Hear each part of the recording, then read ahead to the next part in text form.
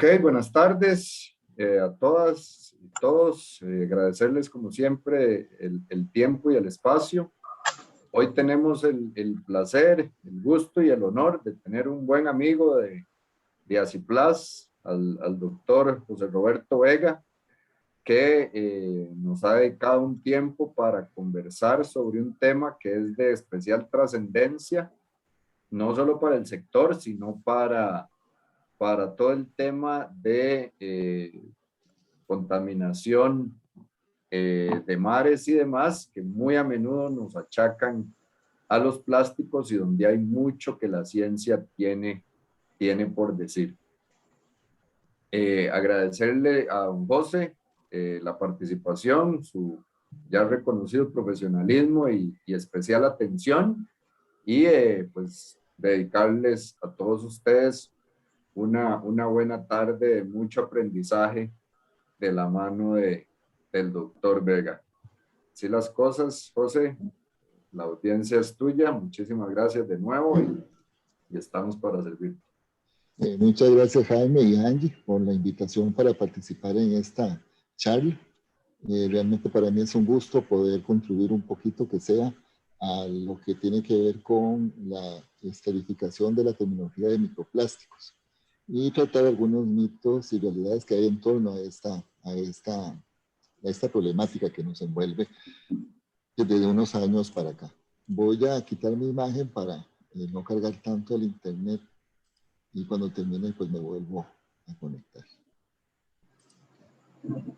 Bueno, básicamente, mi nombre es José Vega, para los que no me conocen, soy el director del Laboratorio Nacional de Nanotecnología en el Centro Nacional de Alta Tecnología, CENAT, perteneciente a CONARE.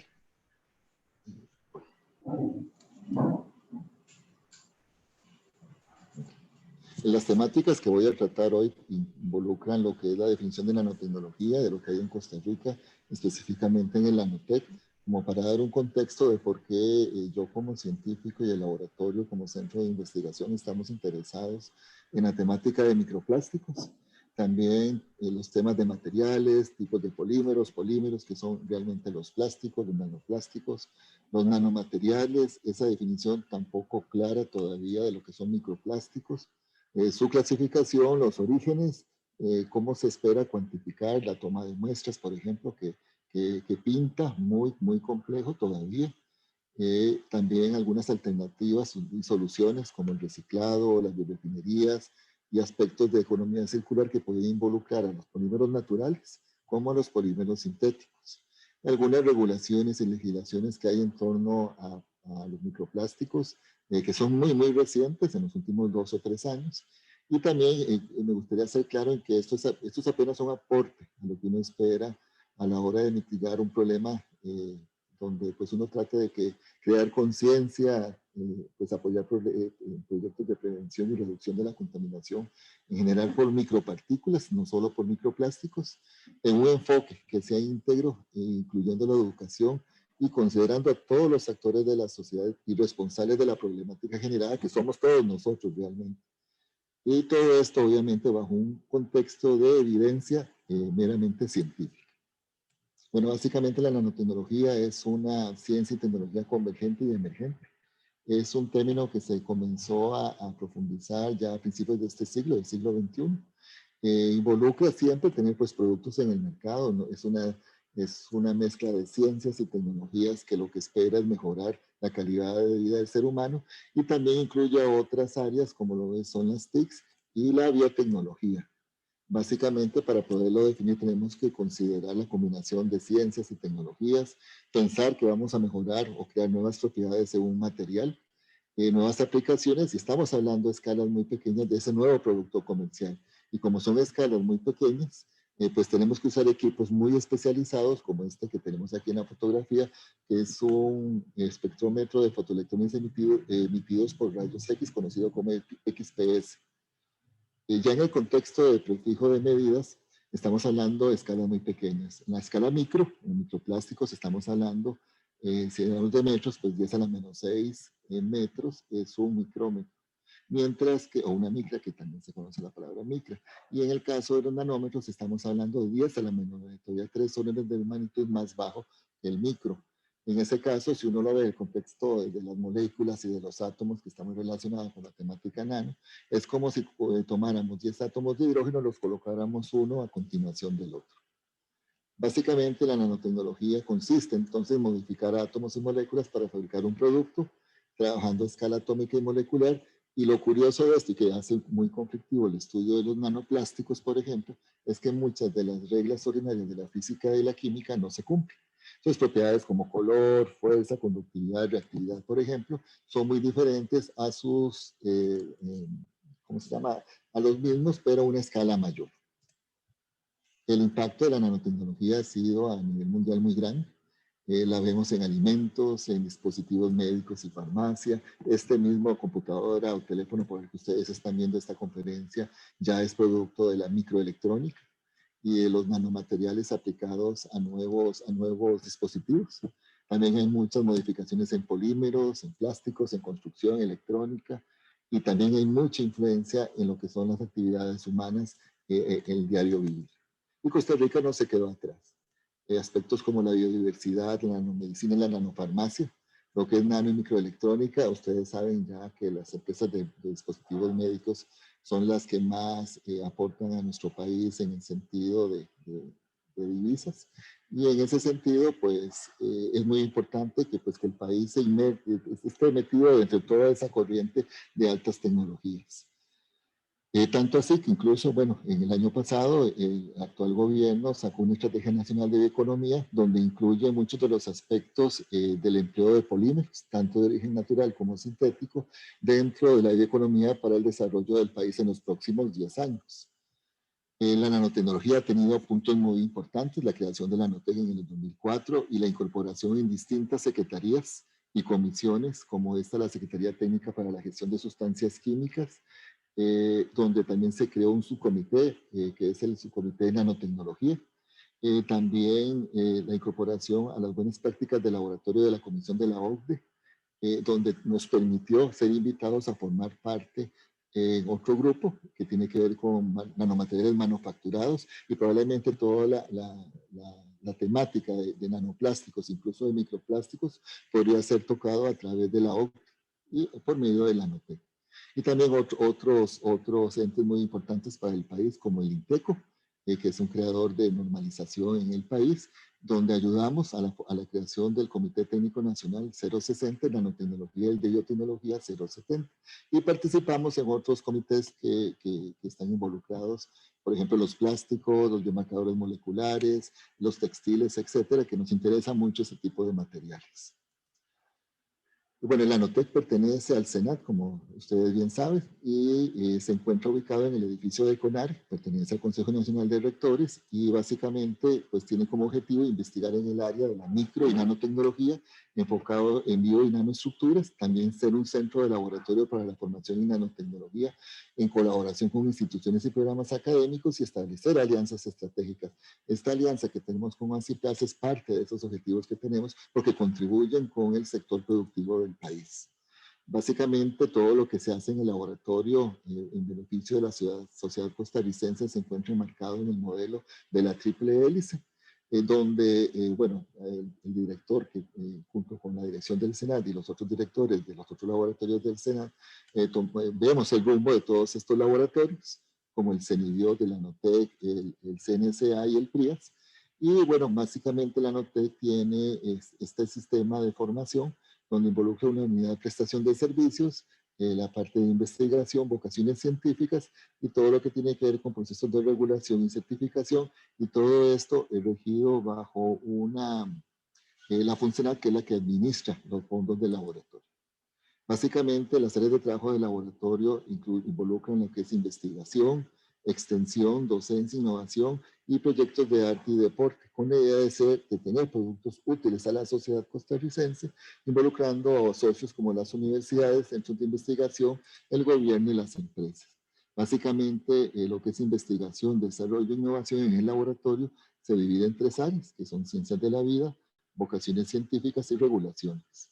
En ciencias de la vida involucra lo que es materiales y energía en procesos de biorefinería y economía circular, la parte de nanobiotecnología, biomimetismo y nanobiodiversidad, lo que es nanomedicina y farmacia, dispositivos médicos, nanomateriales, proyectos de Internet de las Cosas médicas, lo que es inteligencia artificial y modelado.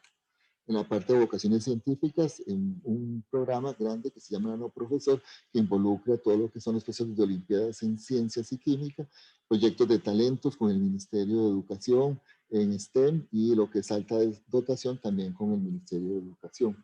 Y la parte de regulación, que es en parte lo que nos mantiene trabajando con la parte de microplásticos, es la parte de regulaciones, lo que son nanoregulaciones, en caso de, estamos trabajando en normas blandas y procesos de armonización.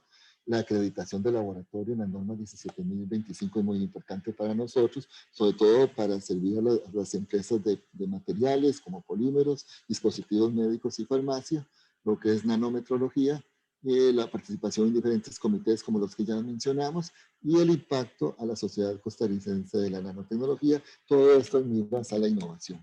El laboratorio es un laboratorio pequeño, de apenas unos 500 metros cuadrados. Precisamente el día de ayer celebramos los 17 años del Nanotec.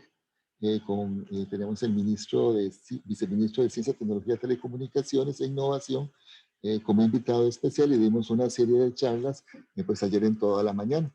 El laboratorio tiene varias áreas de desarrollo y tiene muchos equipos por un valor más o menos de 8.5 millones de dólares. Aquí tenemos algunas vistas del laboratorio, involucra una parte de preparación de muestras, otras de equipos, una parte donde está, digamos, la parte entre comillas sucia del laboratorio, que es la parte donde se trabajan los aspectos químicos y biotecnológicos con sus respectivas seguridades. Los equipos involucran equipos de alta tecnología, de punta, como microscopios de fuerza atómica, microscopios electrónicos de barrido, y el aparato que nos permite cubrir ciertos materiales que necesitan ser semiconductores o conductores para tener señales en microscopía electrónica. Estos equipos, algunos de ellos pueden ser utilizados para el estudio de microplásticos. Y este es un microscopio electrónico de transmisión donado por la empresa Intel hace unos años. Es el mejor que hay en la región, es de alta resolución y también podría servir para estudiar este tipo de materiales. Y otros equipos que también están asociados a plásticos, a polímeros en general, es la colorimetría diferencial de barrido, la riometría para hacer estudios de cómo un material se comporta en un esfuerzo de tipo angular. También nanocalorímetros, analizadores termogravimétricos, un infrarrojo acoplado al TGA, etcétera.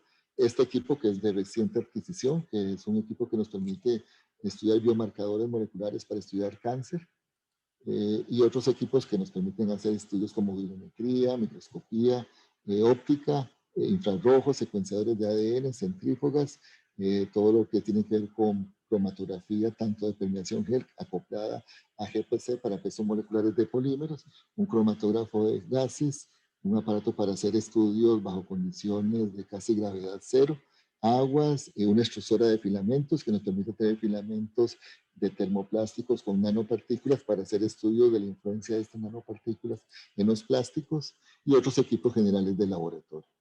Y hace poco inauguramos un Fab Lab, aunque todavía no es oficial, estamos en ese proceso de hacerlo oficial, con 12 impresoras 3D para hacer proyectos de Internet de las Cosas, Internet de las Cosas médicas. Tenemos 3 tipos de modelos, las de hilos, de filamento, que es modelado por deposición con diferentes tipos de plásticos, dos de resinas curadas, en este caso lo utilizamos para crear hisopos que fueron donados a la caja para tomar muestras para la pandemia del COVID-19, y otra de polvo termoplástico, que es esta que está acá, que fue donada por la empresa Ologic. Entre los proyectos, no me voy a poner a hablar de todos los proyectos de la Nanotec porque esa no es la intención de esta charla. Voy a especificar precisamente, bueno, aquí está una serie de proyectos que tenemos en general, específicamente la parte de microplásticos. Nosotros comenzamos a trabajar con microplásticos en el año 2019, que creo que más o menos ahí como fue comenzar a tener el impacto 2017, 2018, 2019, comenzó a tener impacto a nivel mundial el término microplástico y obviamente la problemática que es en nuestros océanos y en nuestras áreas terrestres. Para poder definir lo que es un microplástico tenemos que recurrir a definir qué es un material, qué es un nanoplástico, qué es un polímero, qué es un microplástico y los diferentes tipos de polímeros que hay, como los plásticos, las resinas y los unis. Aquí recurro a esta laminita que copié de internet, que tiene que ver con la definición de materiales. Un material va a depender mucho del contexto, incluso de la carrera en la que uno fue formado, para poder decir que es un material. Yo soy químico y pues me agarro de eso como para poder hablar de que es un microplástico. Pero básicamente, perdón, un material. En química, cualquier sustancia o mezcla de sustancias, eso es un material, la mezcla de todo esto. Y estos materiales se pueden clasificar como, en su clasificación y por sí misma, como estructura de los materiales, como propiedades de los materiales y como procesos de manufactura. En el caso de la clasificación de los materiales, que es la que nos interesa, los materiales se pueden clasificar como metales, polímeros, cerámicos, compuestos o compositos. Los microplásticos se clasifican dentro de los polímeros y las micropartículas pueden ser de cualquiera de todas estas. Una mezcla de metales, polímeros, cerámicas y compuestos son micropartículas. O pueden ser solo micropartículas de plástico, entonces esas serían micropartículas de materiales plásticos. Bueno, los polímeros son compuestos químicos conformados por muchas piezas o unidades iguales o distintas. Esta unidad igual o distinta es un monómero. Y la mezcla química de estos monómeros conforman los polímeros, las largas cadenas de los polímeros. Estos polímeros, y dependiendo de su origen, pueden clasificarse como polímeros naturales y sintéticos. Y mucho de su uso va a depender precisamente de este origen. Aquí tenemos algunos ejemplos de polímeros naturales o biopolímeros. Aquí tenemos la conocidísima cadena de ADN, la celulosa y el caucho natural. En el caso del ADN, el monómero es el ácido nucleico y pues lo podemos encontrar en material genético de todos los seres vivos. También, pues en el caso de la celulosa, que es un polisacárido, el monómero es la glucosa y pues lo podemos encontrar en algodón, en el papel, etc. Y pues en el caso del caucho natural, el monómero es el isopreno y pues se emplea para la fabricación de neumáticos, artículos impermeables, aislantes, etc. Y en el otro extremo tenemos a los polímeros sintéticos, el primero fue sintetizado en el año 1909 y se empleó un reactor, si no me equivoco es este o uno muy similar a este, empleando una mezcla de fenol y formaldehído bajo ciertas condiciones de temperatura y presión. Y generó lo que se conoce como baquelita. Entonces, recuerden ustedes, tal vez en sus casas todavía encuentren este tipo de materiales, donde pues, las tapas de estos contenedores de vidrio, también estos teléfonos, este radio antiguo, tienen en su superficie baquelita. Ese fue uno de los primer polímero sintético obtenido. Bueno, aquí tenemos un gráfico bastante interesante que tiene que ver con la clasificación de los polímeros. Ya he definido polímeros, vamos a clasificar los polímeros de acuerdo al comportamiento frente a la temperatura. Los polímeros frente a la temperatura pueden tener comportamientos distintos. Si solo funden cuando se calientan y no les ocurre nada, a temperaturas relativamente normales, esto se dice que es un material termoplástico. Cuando no pueden fundirse y incluso se degradan, estamos hablando termoestables. Y cuando presentan una elevada elasticidad, como las vigas, como los ciertos llantas o neumáticos, estamos hablando de las tómicas. Y aquí es donde comienza el primer problema, la primera problemática. Por definición, uno pensaría que todos estos pueden formar microplásticos, pero realmente, por definición, los únicos que forman microplásticos son los termoplásticos. Los microplásticos no incluirían ni a los metales, ni a las maderas, ni a ningún otro tipo de material o polímeros como los termoestables o los elastoméricos, lo cual no es cierto. Cuando vemos la literatura, un error que comete mucho y que incluso en literatura muy seria, es que dicen que los termoplásticos incluyen a los plásticos, a los termoestables y a los elastómeros. Y hay que tener mucho cuidado cuando usamos esta terminología. Cuando vemos los termoplásticos, bueno, generalmente son cadenas lineales que permiten fluir con los cambios de temperatura y hacerse líquido y tomar la forma del recipiente que los contiene. Los elastómeros no, son entrecruzados y químicamente incluso hay algunos entrecruzamientos físicos que no permiten ese movimiento, entonces el material en lugar de fluir, de fundirse, se degrada y el termoestable pues no, precisamente no tiene esa cualidad, se comporta como un hule, ¿verdad? Seguro. Okay. Entonces quedamos que los plásticos, y ya hablando solamente de plásticos, los plásticos son materiales sintéticos obtenidos mediante reacciones de polimerización, usualmente a partir de derivados del petróleo. Están presentes en todas partes, en todo tipo de aplicaciones, y presentan una alta durabilidad, gran resistencia al medio y baja susceptibilidad al ataque biológico. La idea es que contribuyan a la calidad de vida de la sociedad actual. Tiene muchas aplicaciones, lo podemos encontrar en todos lados, de bajo costo, atractivo y llegó para quedarse. Y es que la problemática, la segunda problemática que vemos esto, precisamente surge porque fueron hechos para perdurar, pero se desechan como si fueran fácilmente reintegrables a la naturaleza. Esa es una de las problemáticas que tenemos.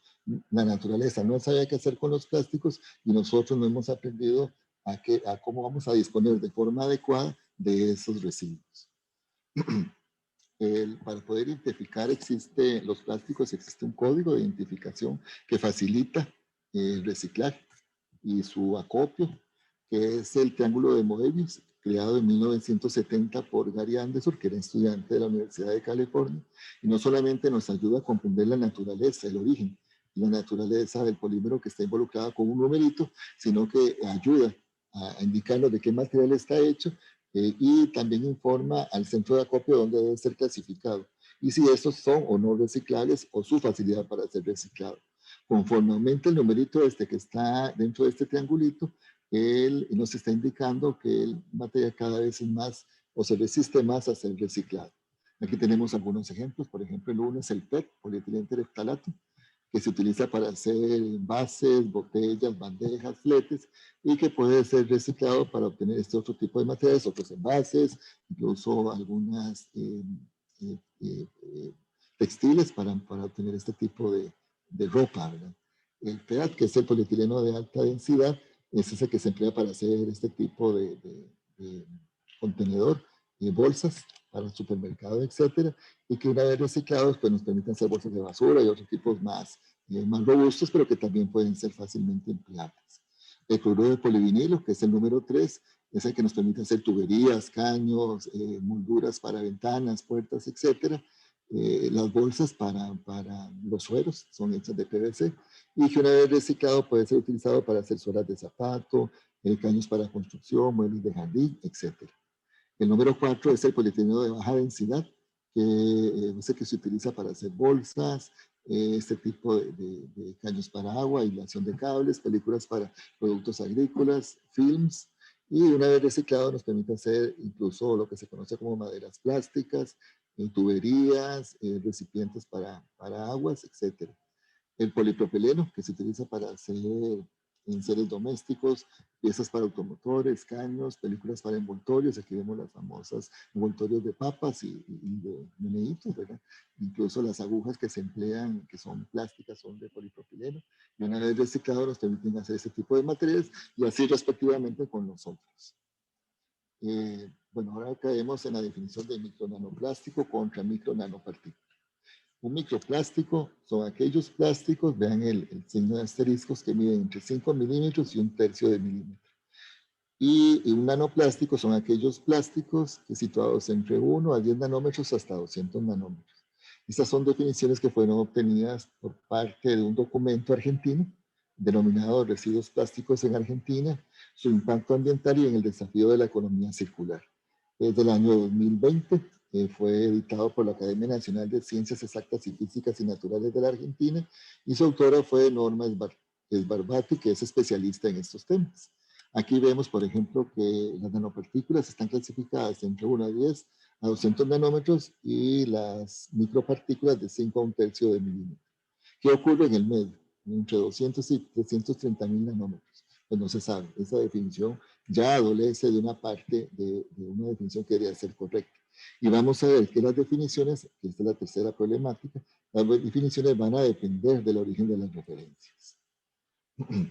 Aquí tenemos otras referencias basadas en este caso de un artículo científico de la revista de American Chemical Society Omega, que es de primer cuartil de alto impacto del 2019, donde presentan definiciones que van a depender mucho de los autores de los artículos científicos, que van entre el 2015 al 2007.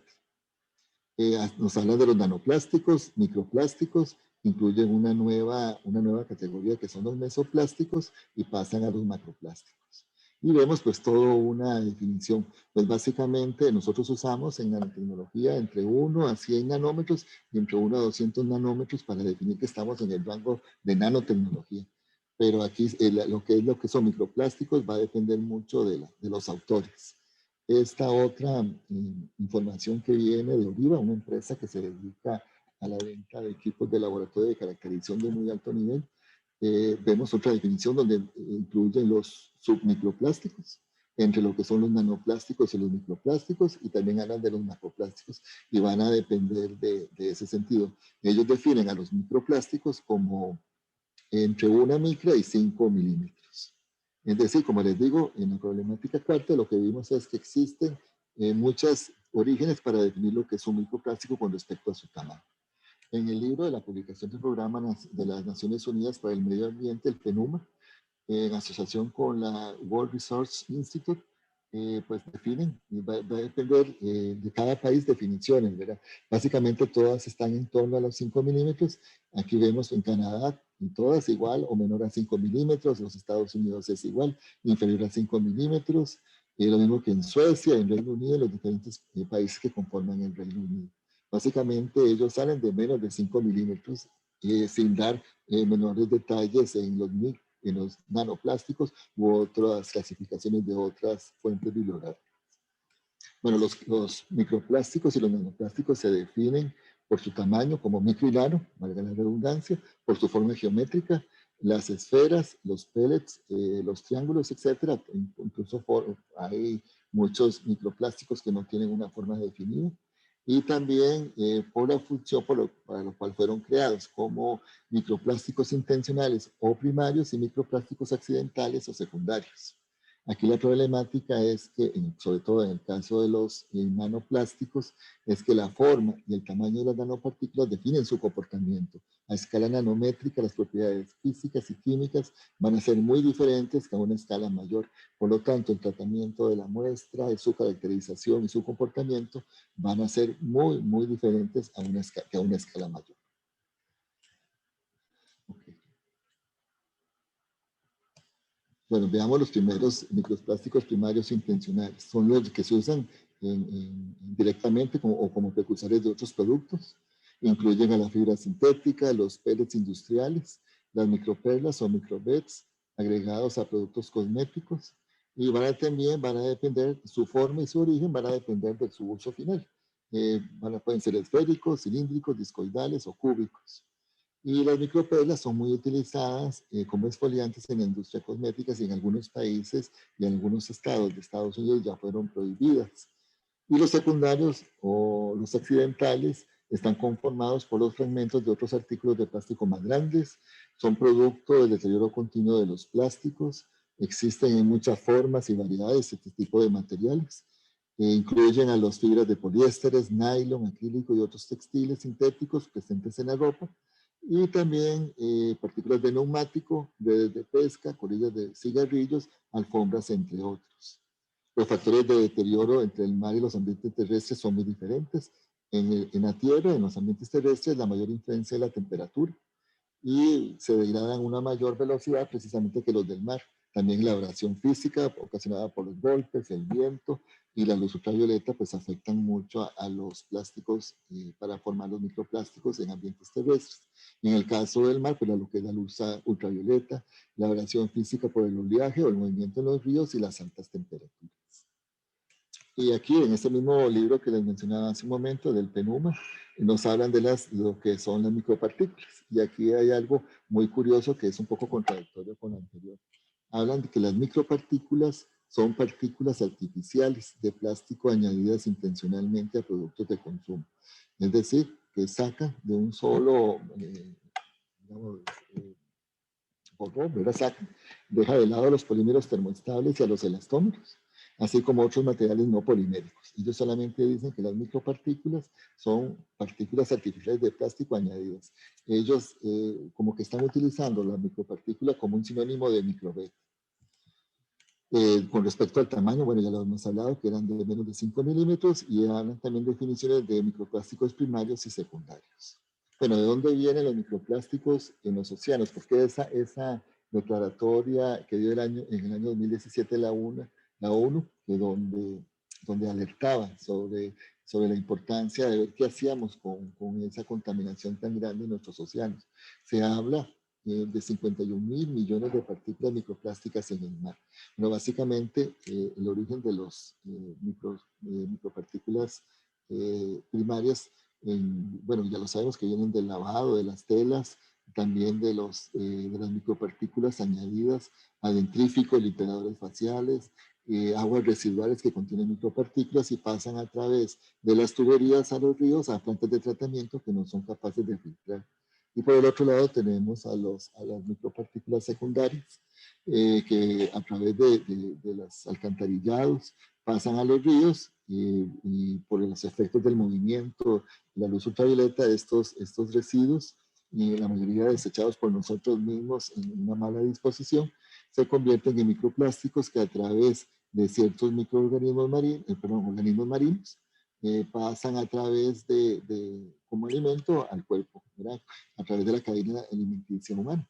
En ese sentido, incluso la sal se ha encontrado, en algunos casos hay microplásticos presentes en este alimento.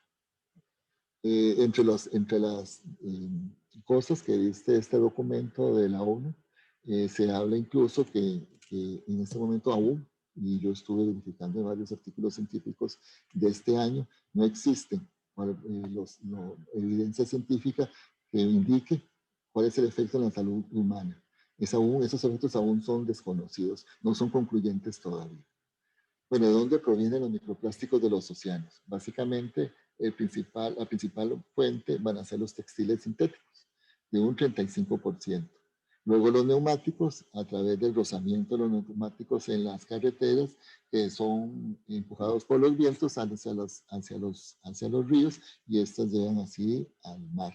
El polvo de las ciudades, lo que son las micropartículas de las pinturas provenientes de la señalización vial, los revestimientos marinos, productos de cuidado personal con un 2%, y los granos de plástico, gránulos de plástico un 0.3%.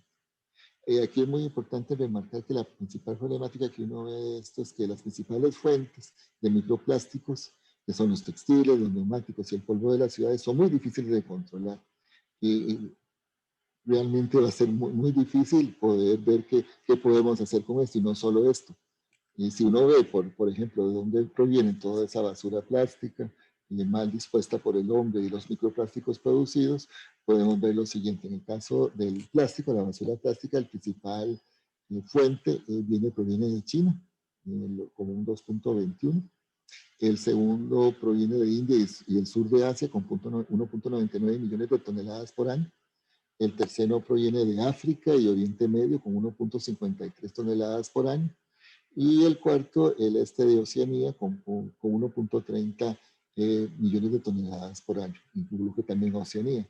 Y en el caso de microplásticos, la principal fuente de microplásticos en el mundo es India y el sur de Asia, con 0.28 millones de toneladas por año, seguida por los Estados Unidos, con 0.26, luego por China, nuevamente China aparece con Europa y Asia Central, por estos lados, con valores bastante altos de 0.24 millones de toneladas, y por el último el este de Asia y Oceanía con 0.23 millones de toneladas por año. Y es aquí importante remarcar que la problemática es que las principales fuentes de microplásticos provienen de los grandes países industrializados. Estas provienen por ríos a través de aguas residuales, por el viento y actividades humanas, como el turismo, el transporte marino, lo que son actividades de agricultura y de pesca. Pero ¿cómo hacemos nosotros para cuantificar en el laboratorio este tipo de materiales? ¿Cuál es ese proceso de evaluación cual y cuantitativo que hay que hacer? Desafortunadamente, como vemos aquí, la problemática 10 es que no existe información cual y cuantitativa adecuada. No está normada, todavía no hay normas y no hay metodologías adecuadas. Creo que por eso se debe precisamente a que esta problemática es relativamente reciente. Pero hay otras razones, como por ejemplo que la muestra es muy diversa en forma, tamaño y constitución. También, como les digo, la falta de metodología normalizada y científicamente validada para la toma de muestras, su mantenimiento y el análisis adecuado de datos, que son los aspectos cualitativos y cuantitativos de las muestras. También estudiar científicamente los efectos sobre el medio ambiente y la salud. Existen muy pocos estudios, no son concluyentes como les digo. La literatura es escasa y muy reiterativa, muy repetitiva. Se utilizan unos a otros para poderse referir sobre el mismo tema y no avanzan, no hay cambios importantes. Solo hay uno importante que se dio a finales del año 2020 y lo vamos a ver en un momento. Los equipos de caracterización adecuados. Hay muy buenos equipos de alta tecnología adecuados, pero están en manos de solo un grupo reducido de centros de investigación. Y vamos a ver qué dice la ISO al respecto. Yo me di la tarea de buscar normas con respecto a microplásticos en la ISO y bueno, me encontré que en el buscador, en el search de la ISO, primero que no hay un comité internacional de ISO para microplásticos. Y los únicos que se refieren un poco sobre la temática de microplásticos es el Comité Técnico ISO TC38, que tiene que ver con textiles. Todas estas, como lo vemos aquí en rojo, están en procesos de desarrollo. Todavía no hay un veredicto final y las normas no han salido. Hay un subcomité, hay un comité técnico TC61 con un subcomité el 14 que tiene que ver con aspectos ambientales del plástico, donde se dan a un estado del conocimiento y metodologías que están relacionadas con los microplásticos, como vemos en esta otra lámina. Hablan sobre actividades de normalización en el campo del plástico relacionadas con aspectos medioambientales y sostenibilidad. Es una norma que tiene 41 páginas, se conoce como la ISO, el reporte técnico 21960, da literatura científica actual sobre microplásticos o microplásticos en el medio ambiente y la biota. También da una descripción muy general, demasiado para mi gusto, de los métodos de prueba, incluido lo que es el muestreo de diversas matrices ambientales, la preparación y el análisis de muestras. Es un buen punto de partida, uno podría utilizar esto como un punto de partida, pero como les digo, yo vi la norma y la norma es muy vaga, muy escueta en ese sentido. También se describen muy superficialmente métodos de prueba químicos y físicos para identificar y cuantificar micro y macroplásticos. Y pues esto solamente es una forma de que nos podría permitir hablar sobre otros procedimientos armonizados para el muestreo y preparación de muestras y análisis. Entonces todavía no hay. Aquí vemos, por ejemplo, los contenidos de la muestra y podemos verificar, bueno, se habla, por ejemplo, de técnicas de análisis de espectroscopía térmicos y métodos térmicos de extracción. Se recomiendan, por ejemplo, el infrarrojo utilizando la técnica de ATR micro, el micro Raman, también el infrarrojo ATR con el Raman y este tipo de cromatografías que tienen que ver con extracción, que tienen que ver con cromatografía de gases con masas, con extracción y disuasión térmica, y otra que tiene que ver con pirólisis, que es esta que anda por acá. También DSC y otras técnicas. También definen lo que es un microplástico, que es un sólido plástico entre una micra y un milímetro, es decir, 1000 micras.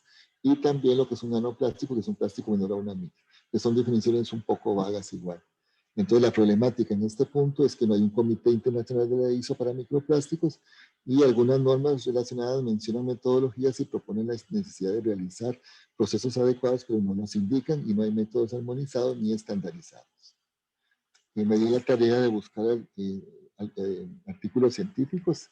Tuve varios, hay bastante bibliografía y sobre todo de la aparición de microplásticos en ciertos microorganismos marinos y en ciertos sectores de ciertas playas en países, sobre todo en países industrializados. Son muy vagos a la hora de tomar la muestra. Nosotros hicimos un artículo científico que lo vamos a ver más adelante con la Universidad de Costa Rica. Nos costó mucho colocarlo en una muy buena revista, por cierto.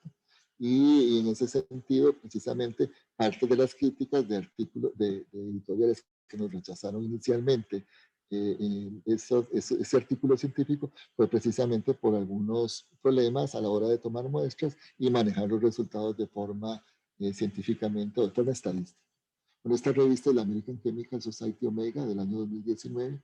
En esta gráfica que ellos ponen en este artículo, ustedes lo pueden consultar, hablan sobre el muestreo, también los procesos de extracción y limpieza de la muestra, la identificación simple, pero incluso a simple ojo, yo no sé, seguro utilizaron una pinza o algo para poder separar las muestras que eran más grandes y utilizaron una microscopía óptica y una microscopía electrónica, pero de baja resolución.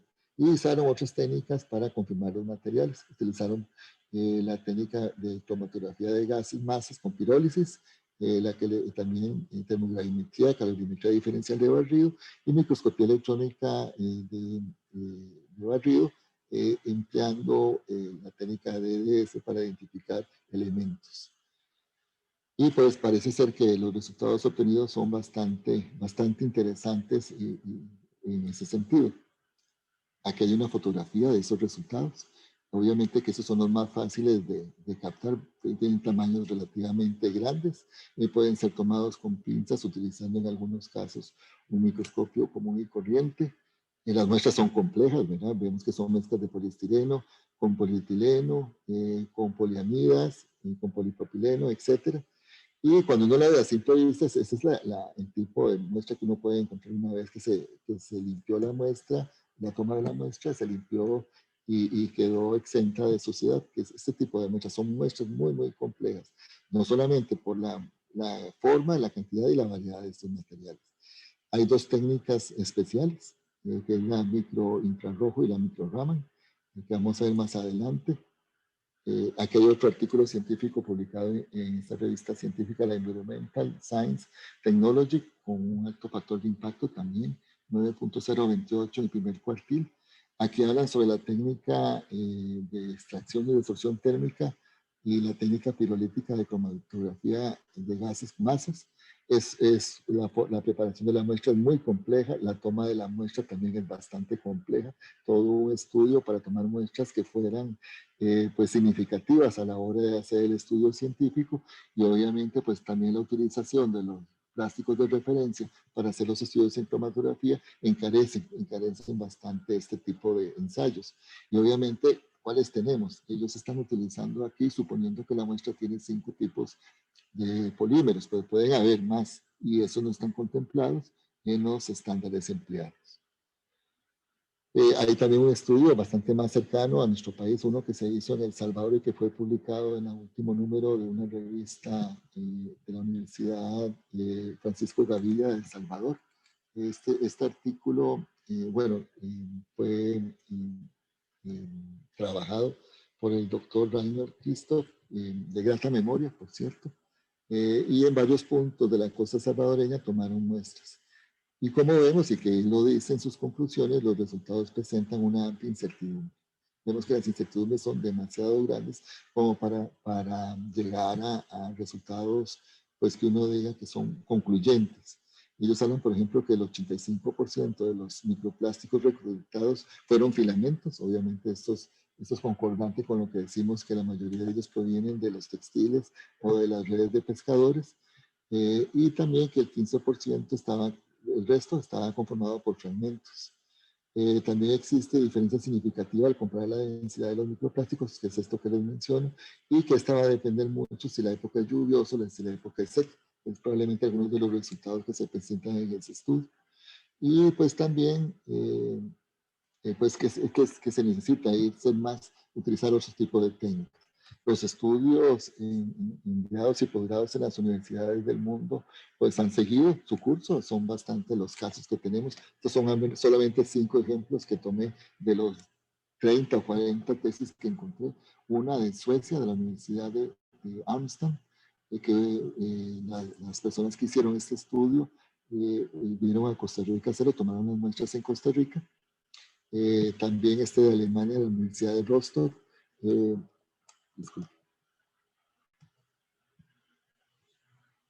Que ha permitido trabajar sobre la detección de microplásticos en sedimentos de playa. Probablemente tenga una metodología bastante asertiva. Otro en Noruega, en microplásticos en la nieve. Otro en Suecia, en la Universidad de Uppsala, que incluso ya hay 4 artículos científicos para este año publicados que podría ser interesante, o en proceso de publicación que podría ser interesante evaluar cómo fue que trabajaron la toma de las muestras y el empleo de técnicas de caracterización. Hay uno de la Universidad del Instituto Tecnológico de Costa Rica, de la carrera de Ingeniería Ambiental, que si bien pues adolece de algunas técnicas adecuadas de toma de muestra, pues es un aporte bastante interesante para el país en la determinación de microplásticos en ciertas especies marinas en el Parque Nacional Marino Las Bauras. Nosotros como laboratorio, bueno, como les mencioné, teníamos un estudio publicado en una muy buena revista con la Universidad de Costa Rica y la Universidad Nacional que tenía que ver de la aparición de ciertos microplásticos. Sí, si soy sincero, costó mucho su caracterización. Utilizamos la técnica de infrarrojo ATR para poder caracterizarlas y vimos algunas fotografías de microscopía electrónica de barrido.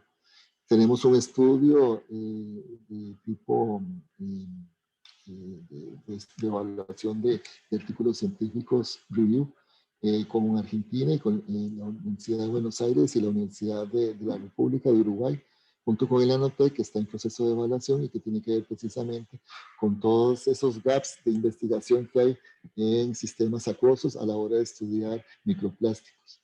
Y hace un par de años publicamos en un libro de la editorial de American Chemical Society un estudio bastante interesante sobre bibliografía, un review, que tenía que ver precisamente con la biodegradación de ciertos polímeros que usualmente no son biodegradables, como el polietileno, empleando ciertas especies como las perfilios y los streptomyces, pues que se colocan sobre la superficie, pues se evalúan este tipo de posible biodegradación sobre estos plásticos.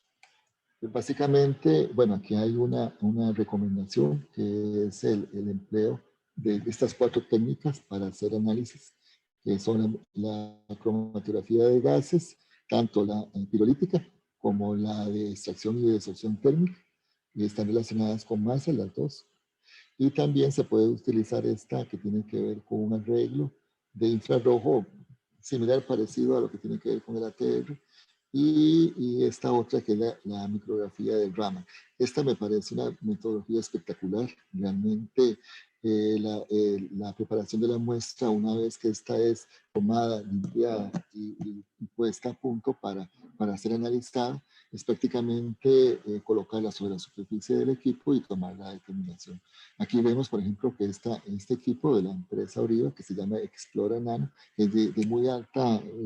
desde este año, ¿verdad? La información es de este año, podemos ver la calidad que tiene al hacer análisis de diferentes tipos de tamaños de plásticos, desde los macro hasta los nanoplásticos. Aquí vemos los resultados de parte de esas pruebas. Esta muestra que está acá, similar a esta, no es esta misma, una muestra similar a esta, que contiene polietileno, polipropileno, PET, y este es de alta densidad y este es polietileno normal. Tenemos los espectros de Raman, los 4 espectros de Raman, y aquí lo más curioso es que el equipo es capaz de separar y cuantificar la cantidad de partículas que hay presentes de cada uno de los sustratos en esa muestra. Aquí tenemos, por ejemplo, 700 partículas de polietileno de alta densidad, 44 de polipropileno, 5 partículas de PET y 1058 partículas de polietileno. Ustedes ven que es algo bastante novedoso y bastante complejo. Si uno compara las diferentes técnicas, esta es una de las más completas. Le da uno, se puede utilizar para macro y microplásticos, también para micro y submicroplásticos, da información morfológica como tamaño, forma, etcétera, información química y un análisis cuantitativo del número de plásticos presentes en estas muestras. Uno puede complementar, obviamente, a mí me gusta complementar con fotografía, por ejemplo, de microscopía electrónica de barrido, y si uno quiere cuantificar la masa en gramos de los plásticos presentes, pues ya tiene que recurrir a técnicas de cromatografía que son bastante complejas. La problemática aquí es que no hay este tipo en Costa Rica de microraman o microinfrarrojo incluso. El laboratorio está en proceso de ver cómo hace posible la adquisición de un equipo de estos, porque sí es necesario para tener una cuantificación adecuada de este tipo de materiales. Tampoco hay métodos normalizados, como decíamos, y se debe iniciar su elaboración. Recientemente, el lunes pasado, en el Comité Técnico 015 de Plásticos de Inteco, donde también Aciplas y algunos de ustedes puede ser que pertenezcan, inició el trabajo para elaborar, comenzar a ver qué se podía hacer en la elaboración de este tipo de propuesta de norma para el país. Bueno, ¿cuáles son las alternativas? ¿Cuáles son las soluciones? Básicamente yo me refiero a tres que tienen que ver con prevención, es una, ¿verdad? Obviamente, evitar que el microplástico llegue a ese destino fatal. También mejorar la disposición de los desechos y sobre todo educar, capacitar y que la gente tenga conciencia de lo que hace con esos desechos. La buena disposición de esos desechos evita que lleguemos a estas vistas, ¿verdad? Aquí obviamente no todo es plástico, ¿verdad? Aquí tenemos por ejemplo este tetrabric o una lata metálica con probablemente algún plaguicida por dentro, un lápiz por acá, etcétera. Entonces yo creo que los culpables no son estos materiales que están ahí tirados, no la industria del sector plastiquero, ni del de metal, ni de los plaguicidas, sino somos todos nosotros, la sociedad, las que somos los culpables de que ese material esté ahí donde está. En esta propuesta de la ONU, en el año 2017, que les mencioné hace un rato, ellos mencionan 7 formas de reducir el plástico en tu rutina. Obviamente, si uno piensa en reducir el plástico, pues se reduce el microplástico. Su fórmula, la fórmula que ellos presentan en esta serie de esta lista larga, involucran evitar, reformular, reusar, educar en muy pequeña, casi no se menciona, y reducir. Creo que los aspectos más importantes a la hora de considerar una propuesta deben involucrar aspectos sociales, ambientales y económicos. También la prevención antes que la remediación, que sea basada en evidencia y conocimiento científico, eso es muy importante. Mucha capacitación y educación, como les dije antes, y que sea integral, considerando a todos los actores de la sociedad. Y es por eso que a mí me gusta siempre presentar este cuadrito cuando hablo de plásticos y este tipo de foros, ¿verdad? Incluir lo que es reusar, reciclar, hacer mucho énfasis en reeducar, también reparar, reducir, reincorporar y rechazar y regular. En estos dos casos, siempre basado en evidencia científica y no en un porque sí. Yo creo que mucho de lo que hacemos a veces está basado en porque es malo y punto. Ahora no sabemos por qué es malo, porque cuál es el efecto sobre el ambiente realmente, o si tiene aspectos económicos o sociales que están involucrados detrás de esa regulación, digamos, que queremos imponer. Dentro de ese concepto, que todo ese cuadro que les mencioné, uno puede oler, porque eso ya es un poquito viejo, oler que ya venía de camino lo que se conoce como economía circular y los conceptos de biorefinería. Para definir biorefinería es muy simple, es un proceso análogo a la refinería del petróleo. Recordemos que del petróleo obtenemos la mayoría de los plásticos, o nos sirve para la creación de esos monómeros que luego van a ser polímeros. Y nosotros podemos utilizar la biomasa en lugar del petróleo para obtener el mismo tipo de productos y energía, obviamente, pero empleando la biomasa y ya viendo los aspectos de carbono neutralidad, porque no estamos sacando el petróleo de la naturaleza y lo estamos exponiendo, sino que estamos utilizando la biomasa. Entonces en esto entramos dentro del concepto de economía circular, que es convertir los residuos en materia prima.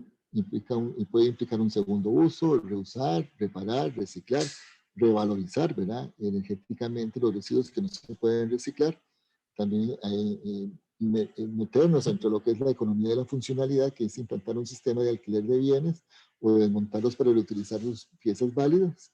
También el empleo de energía de fuentes renovables, la ecoconcepción, que considera el impacto ambiental a lo largo del ciclo de vida de un producto y los integra desde su concepción.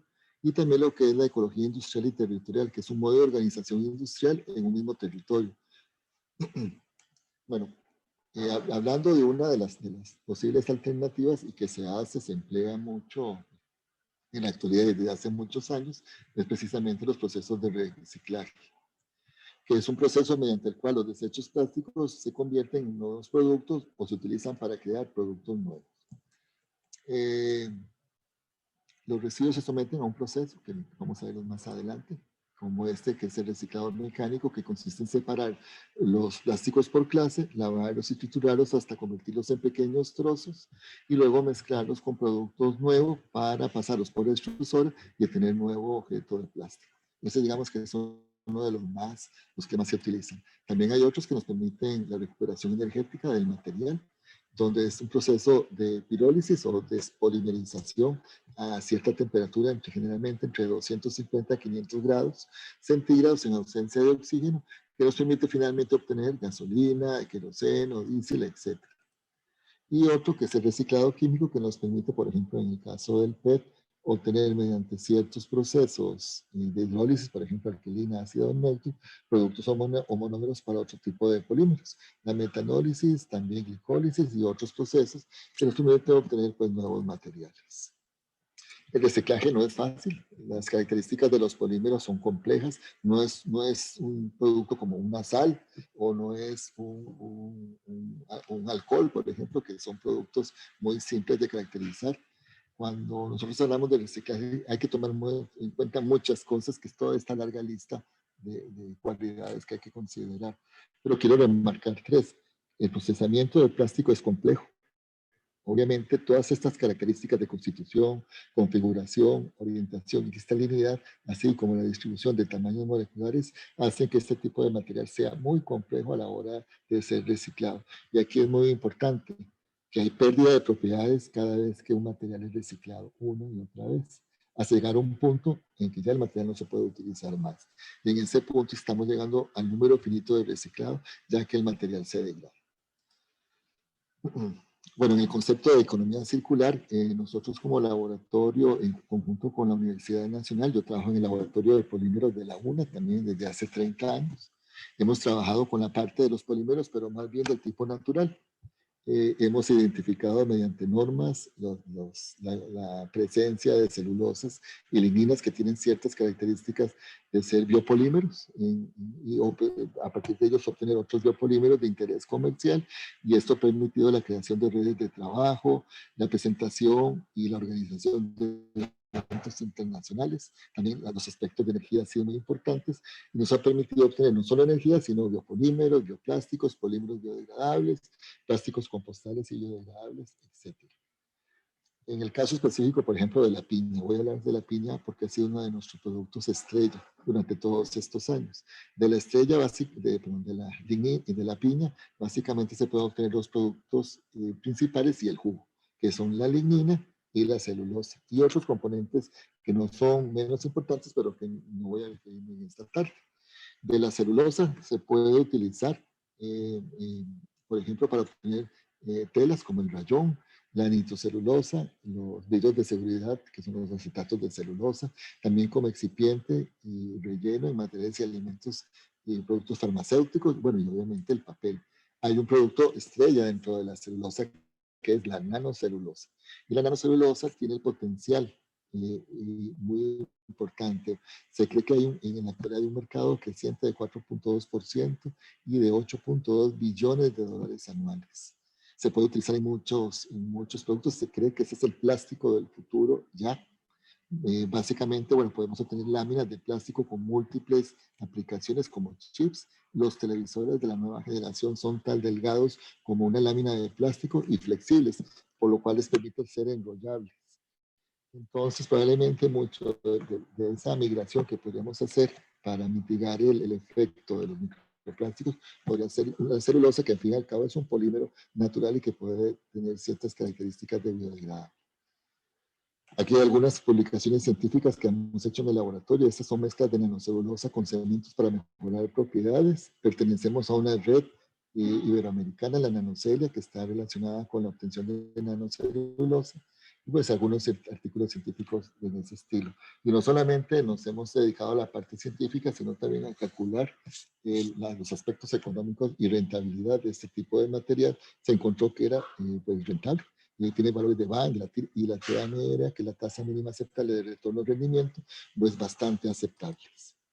En el otro extremo tenemos a la lignina. La lignina, bajo procesos químicos, biológicos, mecánicos, puede ser tratada para obtener una serie de productos químicos de interés comercial, como el glicerol, el sorbitol y el xilitol. Y pues aquí tenemos un artículo científico de algunos resultados hechos en el laboratorio. Y pues algunos otros papers relacionados con biorefinerías de otros biopolímeros en el laboratorio. Y para terminar con esa parte de la piña, pues lo que hicimos fue este esquema de biorefinería, donde vemos la gran cantidad de productos que se obtienen, como celulosa amorfa, celulosa microcristalina, nanocelulosa, CMC, de mucho uso en la industria farmacéutica, la sílice, también lignina, silosa, dextranos, ácido poliláctico, que es un polímero compostable y biodegradable industrialmente, papel, materiales compuestos, fructosa, aceites de energía, etc. El ácido poliláctico, que es muy renombrado en estos últimos años como una posible opción para sustituir algunos de los plásticos. El ácido poliláctico puede provenir de la biomasa, obviamente mediante un proceso de hidrólisis, que se puede obtener glucosa, y de fermentación y purificación obtener el ácido láctico, que es la base a través de varios pasos obtener el ácido poliláctico. Recordemos que este ácido necesita un compostaje industrial para ser biodegradable. No es así tan fácil de como que uno lo deja de usar y en 15 días desaparece. Hay que hacer un esfuerzo grande para hacer reconversiones en su procesamiento y también para incluir en ese proceso el compostaje industrial. Otros polímeros bastante interesantes también está el PHB, el polihidroxibutirato. Aquí pues, se quitó toda la metodología biotecnológica para obtenerlo. Se puede emplear Ralstonia metalidurans o el Bacillus megaterium, que es un producto biodegradable, y fue obtenido por primera vez en el año 1925. La policaprolactona, que es otro material bastante interesante, biodegradable, y también es de origen fósil, y es de la familia de los poliésteres, como vemos acá en la estructura. El laboratorio también ha trabajado en este tipo de polímeros, el PBS, que es el polibutililsuccinato, que también es biodegradable, el PHB, los poliuretanos con características de biodegradación, el ácido poliláctico. Bueno, aquí hay un par de 3 publicaciones que tienen que ver con el ácido poliláctico. Un libro que sacamos recientemente, hace un par de años, con la editorial UNED, y con un proyecto de fondos de la educación estatal superior que tienen que ver con los bioplásticos y la agroindustria, y este que les había mencionado anteriormente. Y otros artículos relacionados con polímeros en ese sentido.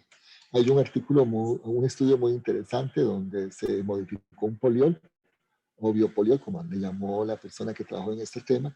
Este trabajo permitió a la empresa Goban, que fue creada en el ANOTEC mediante fondos del gobierno a través de las PYME y del MISIP-CONICIT, y permitió obtener este tipo de materiales donde parte de la estructura polimérica fue sustituida por un biopolímero. Y pues que permitió que tener características especiales a esta tabla de surf, que es este chico que está acá, el surfista, que ganó el campeonato durante 2 años seguidos por el empleo de este tipo de material que encontró pues bastante cómodo y agradable para su utilización.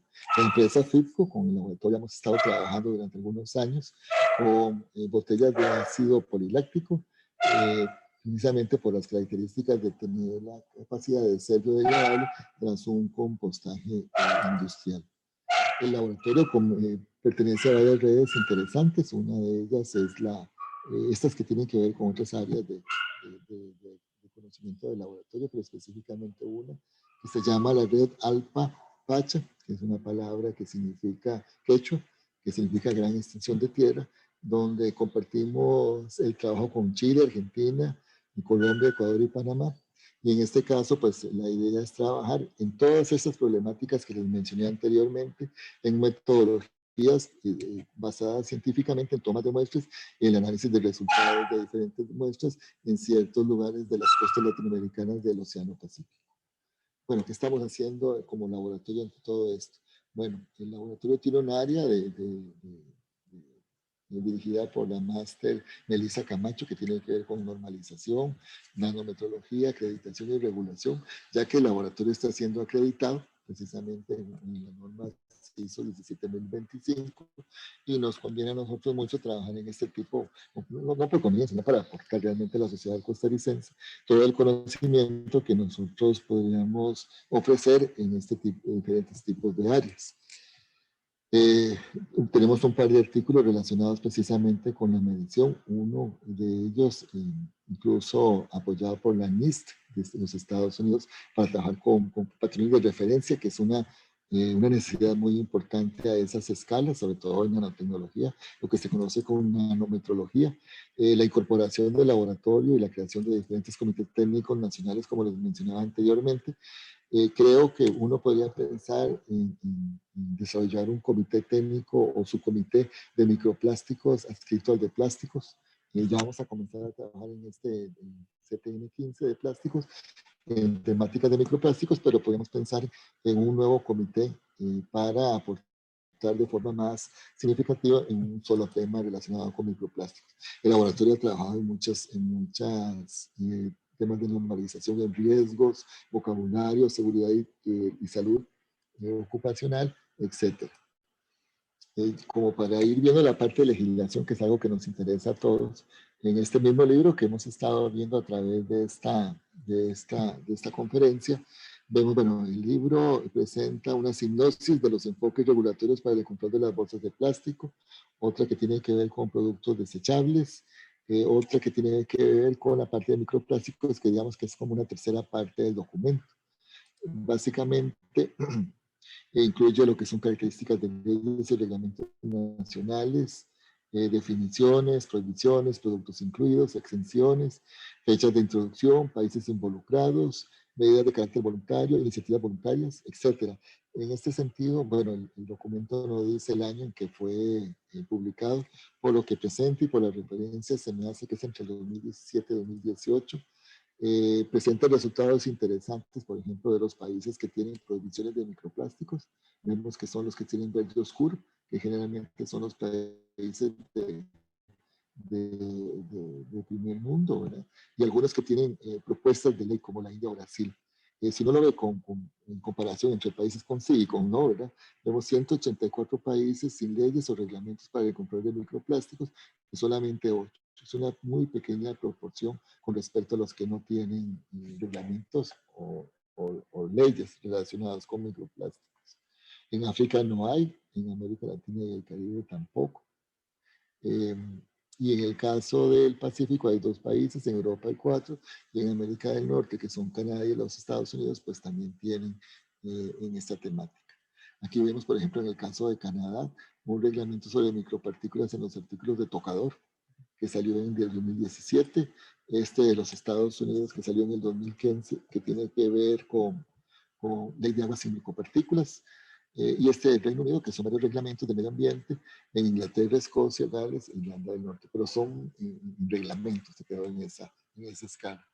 En tipos de prohibiciones que limitan el uso de microplásticos en leyes y reglamentos nacionales, por ejemplo, Canadá no se puede fabricar, importar ni vender microplásticos. También en Estados Unidos no se puede fabricar, importar, envasar ni vender. Y en Reino Unido no se puede vender ni fabricar. Bueno, eso va a depender mucho de la definición de microplástico probablemente, o qué tipo de microplástico tenga. Bueno, en Canadá, pues es lo que está limitado, la parte de reglamentos y limitaciones, está muy limitado a los artículos de tocador con microplásticos, productos enjuagables para el cuidado profesional en Inglaterra y en los Estados Unidos, cosméticos y medicamentos de venta sin receta también, denominados de venta libre como dentífrico. Hay ciertas limitaciones. Y las exenciones, por supuesto, también aparecen. Como en el caso de los Estados Unidos, hay exención en artículos médicos, en Francia en alternativas biodegradables, en Reino Unido no hay excepciones y en Suecia pues hay algunas alternativas biodegradables que están exentas de esas reglamentaciones.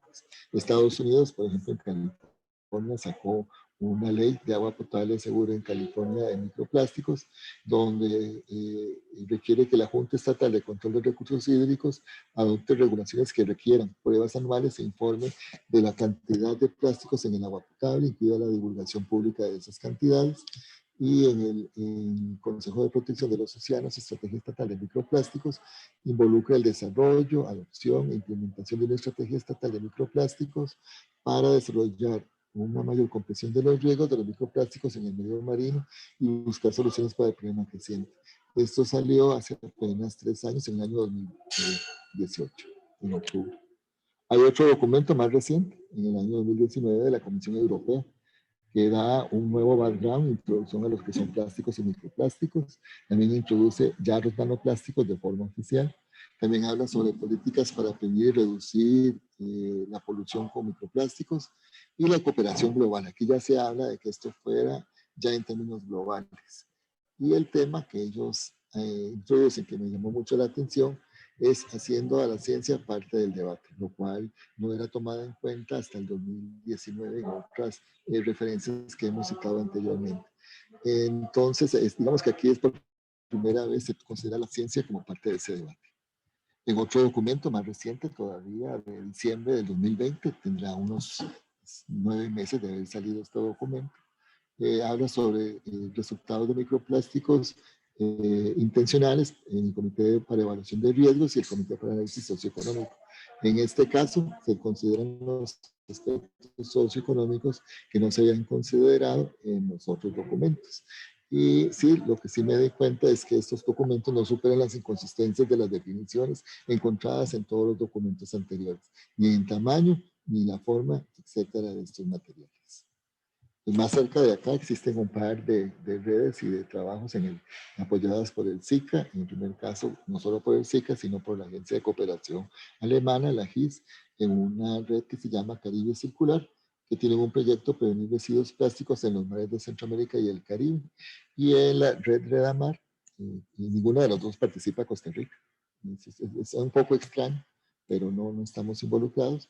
En la segunda está involucrada Guatemala, Panamá y El Salvador, fue aprobada este año y es una red de investigación regional para el estudio de la basura marina en las zonas marino-costeras de Centroamérica.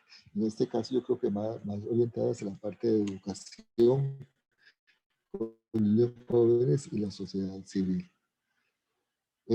Bueno, las iniciativas de gobierno. Bueno, más recientemente hay un documento que a mí no me gusta en lo particular, es un documento que le faltó referencias de más peso científico, donde incluso se dan metodologías de toma de muestra un poco, digamos que rústicas, para no decir una palabra más fuerte, no me gusta, pero sí hay otras que son, digamos, bastante interesantes, como esta, la directriz del SINAC de no introducir plásticos en los parques nacionales, también esta, bueno, esta, la ley 9703 de prohibición de poliestireno, esta otra, el Plan Nacional de Compostaje, las normas técnicas de clasificación y etiquetado, basadas en ISO, ACTM y las normas europeas, también el Plan Nacional de Descarbonización y el Plan de Acción para la Gestión Integral de Residuos. Hay un documento relacionado con el INA que tiene que ver con reducción de plásticos de un solo uso, digamos que es relativamente interesante.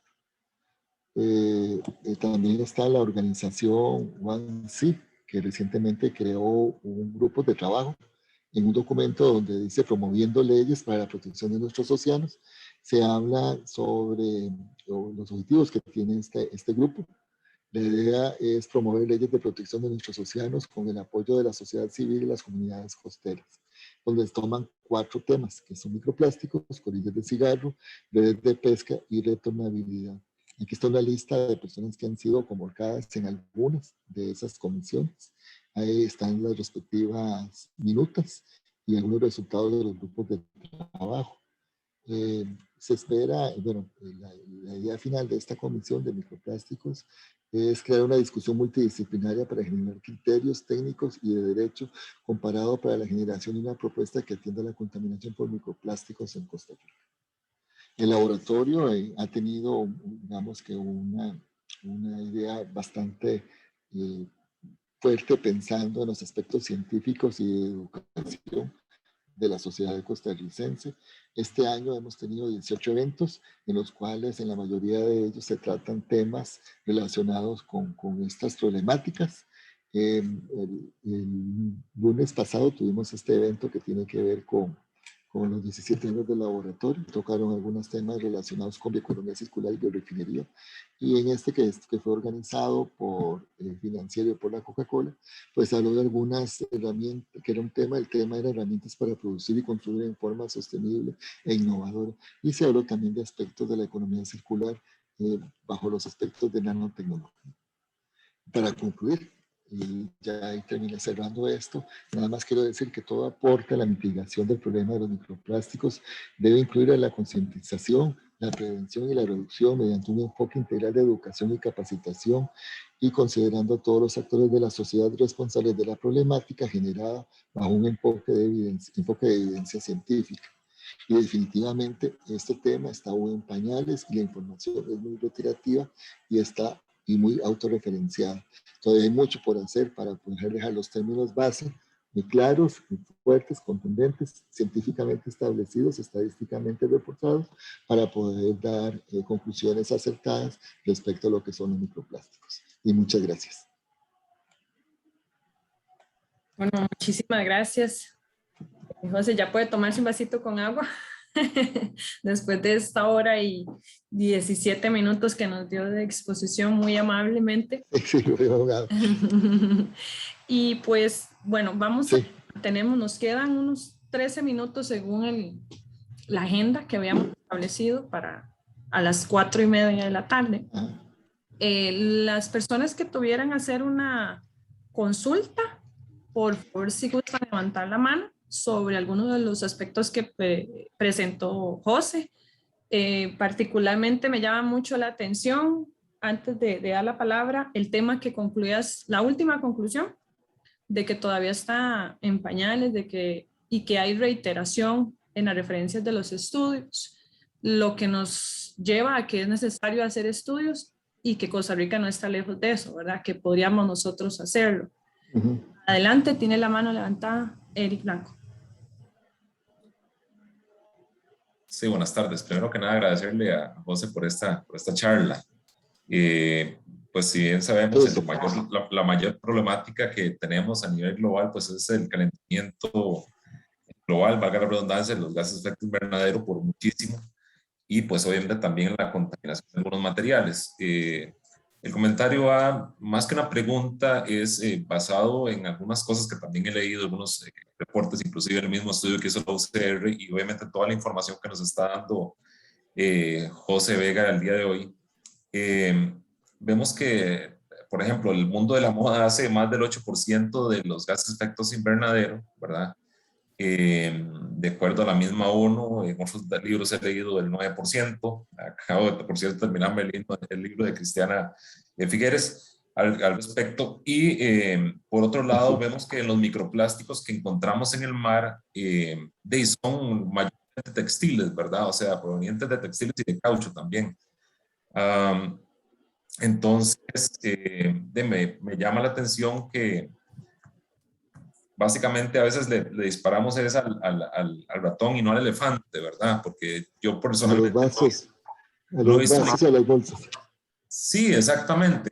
Ya en vasos, en reciclaje de vasos, bolsas, lo que sea. Yo trabajo para una de las empresas más grandes de reciclaje del mundo. Bueno, también tenemos resinas plásticas, pero somos uno de los recicladores más grandes, y la compañía invierte cientos de millones de dólares todos los años en su portafolio de inversiones para nuevos plantas de reciclaje a nivel global. Igualmente la industria nacional, bueno, aquí está Jaime presente, ¿verdad? Con el tema del reciclaje nacional. Y pues ya es un proceso que se está atacando bastante fuerte. La economía circular pues viene fuertísimo. Y ya tenemos en el país muchos de los productos, algunas de las compañías que están haciendo líderes en esto. Inclusive yo estoy vendiendo rPET también para botellas. Ya están inclusive sacando productos 100% reciclados, ¿verdad? Las botellas de PET. Ayer casualmente me tomaba un refresco, un té verde, que era con una botella 100% reciclado. Entonces, básicamente mi comentario es que sí, no hablamos de microplásticos, de contaminación de los mares, y cuando vamos a revisar la información, la data científica, nos damos cuenta que una gran mayoría de eso, o el que está causando ese efecto, no se está atacando y nadie habla de eso, ¿verdad? Eso sí me llama un poco poderosamente la atención, ¿verdad? Pero es que hablamos de algo que es efímeramente minúsculo, como la huella de carbono del plástico, que es menor al 0.8%, pero no hablamos del mundo, lo que genera el mundo de la moda, que es del 8%, ¿verdad? Y que ese mundo de la moda también es el que estamos contaminando. Ahora, ¿cómo evitamos que esas fibras de poliéster, que también es PET, de fibras de alfombras, lleguen al mar, ¿verdad? Porque cada vez que lavamos, se van en los drenajes esas microfibras, y cómo hacemos para eliminar eso, ¿verdad? Pero no, yo no veo que ninguno de los hablemos del punto. No sé si estoy siendo un poco reiterativo, pero bueno, ese era mi comentario al respecto. Gracias, Eric. Bueno, no sé si... Ajá. Sí, Tenemos yo otra creo... consulta, José. No sé si la leemos y Okay, respondes si te referís. okay, perfecto. Nada más, bueno, dice César Chávez, ¿qué posición tiene con los aditivos prodegradantes para los envases plásticos? No sé si querés referirte a esto y a lo que mencionó. Pues,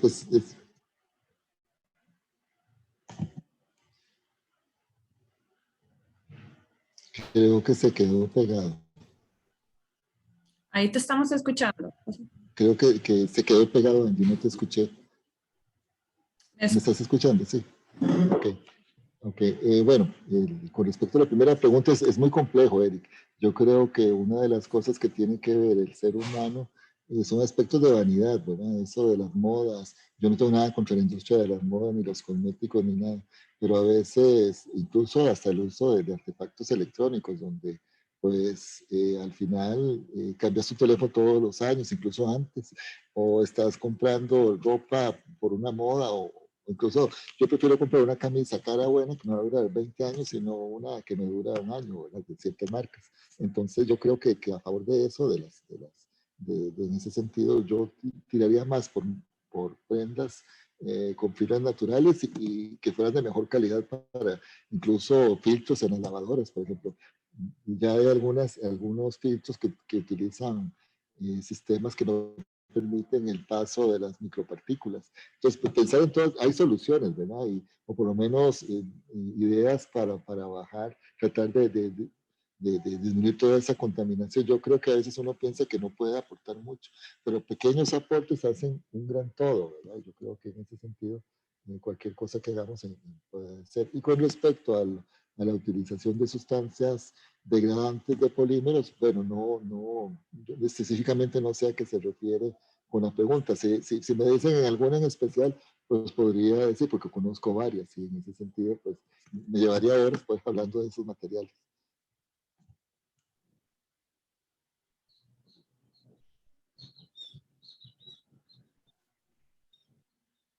Oh, perfecto. Gracias, José. Quisiera antes de, bueno. Ya está escrito ahí, son los SOX. Sí. Sí, te escucho. Sí, se refiere a los OXXO. Entonces, no sé si quieres hablar de eso. Bueno, yo los OXXO no los he analizado en el laboratorio, no conozco mucho de la tecnología que utilizan los oxodegradables. Sé que lo que hacen es particularizar los polímeros a tamaños más pequeños. Y bueno, y ahí ocurrirán los procesos que correspondan, según lo que dicen las literaturas. Pero no los conozco muy a fondo. Ok, tengo una pregunta yo particularmente, José, aprovechando que no hay otra mano levantada, si alguien la tuviera. Dijiste en una de de los problemas que presentaste, de las metodologías, que es difícil la clasificación del origen, de dónde provienen. ¿Podríamos nosotros decir que a la fecha estamos suponiendo de dónde provienen los plásticos al asumir que son de envases de qué sé yo, de botellas o que son de bolsas? Se podría estar asumiendo cuando se hacen estos estudios porque hay una categorización. Bueno, uno puede decir cuál es el origen, pero con respecto no de dónde proviene el microplástico, sino cuál es la fuente que produce ese microplástico, si es un polietileno, un poliestireno, un PET, a eso me refería. Pero decir que viene, no sé, de una empresa de Estados Unidos y por corrientes marinas fue a dar allá, pues no, es muy difícil. Yo sí sé, y hay estudios muy interesantes del doctor Keylor Rojas, de la Escuela de Biología de la Universidad de Costa Rica, que tiene estudios bastante interesantes de los efectos de la biota, que se adhiere a la superficie de los microplásticos y por las corrientes marinas, pues se mueve de un lugar a otro y va contaminando con esa biota a otras biotas de otras zonas. Entonces, digamos que uno podría, por el estudio de esta biota, decir de dónde proviene, pero esto es algo muy circunstancial y no lo conozco a fondo como para referirme muy a fondo sobre ese tema. Gracias, José. Adelante, Marco Lucone. Gracias, Angie. ¿Se escucha? Sí. Perfecto. Sí, lo escucho. Eso, José, un gusto, un saludo afectuoso Igualmente, gracias. Es un privilegio que participar en una conferencia impartida por vos, las Muchas personas gracias a más ustedes por la invitación. calificadas para tocar este tipo de tema. Bueno, como decía don Eric, a quien le mando el saludo también, y a Jaime, a todos los compañeros de ACIPLAS, los problemas deberían analizarse desde el punto de vista de mayor impacto a menor, ¿verdad? O sea, utilizando la ley de Pareto, ¿verdad? Si hay un problema en el mar, ¿verdad? Por microplásticos, y está demostrado ampliamente, y así vos lo has hecho ver en esta conferencia, yo quisiera sugerir que como política pública, varias veces lo habíamos propuesto, ¿verdad? Es la administración de aguas. Porque si el origen de los microplásticos en su mayoría son de origen textil y de origen automotriz, por la razón que explicabas, ¿verdad? El hecho de que surjan o sea, esto es imparable, ¿verdad? O sea, el tema de las fibras sintéticas es el futuro, ¿verdad? Eso no se va a detener, ¿verdad? Pero sí puede haber una manera por medio de política pública de mitigar el impacto de esas microfibras de origen textil, de origen textil, ¿verdad?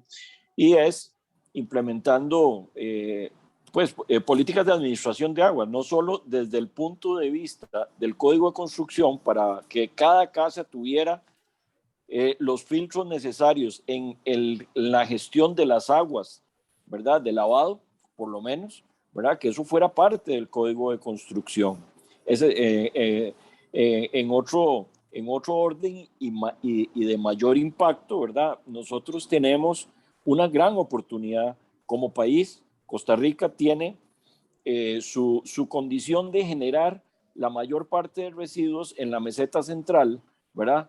Y que la mayoría viaja al mar por medio de nuestros ríos, que tienen represas. Y esas represas no se limpian por falta de política, porque los operadores, cuando se les ha, porque sí hemos hecho la tarea, y es ir a preguntar, mira, ¿por qué no limpian las represas? Entonces es que no nos corresponde. Entonces cuando uno recibe esa respuesta, es muy difícil avanzar, ¿verdad? Pero en mi opinión hay muchas oportunidades de reducir los impactos, por lo menos desde Costa Rica, ¿verdad? Vean que si nosotros elimináramos a cero el impacto de Costa Rica a nivel mundial, probablemente sería un cero con varios ceros después del punto, ¿verdad? Pero sí somos ejemplo a nivel mundial desde el punto de vista ambiental, y eso hay que reconocerlo, ¿verdad? Pero creo que la política equivocada de atacar a la industria nacional, ¿verdad? Como lo hacen algunas ONGs o como lo hace la ONU indiscriminadamente, ¿verdad? Y nada más lanzando leyes de prohibición, ¿verdad? No están resolviendo el problema, no le están llegando al punto. Y entonces, bueno, esa sería mi participación. Mi sugerencia es administración de aguas. Y entonces vas a atacar un 60%. Hablaste de que más o menos toca el 60%, la suma de los microplásticos de origen textil y de origen automotriz, que es la huella que dejan las llantas en la carretera, que el agua cuando escurre, que es difícil, claro que es difícil, pero o sea, para eso está la ciencia, para resolver eso. Muchas gracias. Sí, claro. No, con mucho gusto, don Marco, y muchas gracias a ustedes por la invitación. Muchas gracias, don Marco. Y bueno, sin no más manitas levantadas, damos por finalizada esta presentación. Muchísimas gracias a los participantes, a los que están permanecidos hasta ahorita. Les agradecemos mucho su tiempo, su interés. los que nos consultaron si íbamos a compartir la presentación. En cuanto don José nos la comparta, con muchísimo gusto. Por supuesto, no, con mucho gusto. Igualmente, don José, para todos los que están acá, esta grabación va se puede publicar. De YouTube. Se puede publicar. Sí, no hay problema.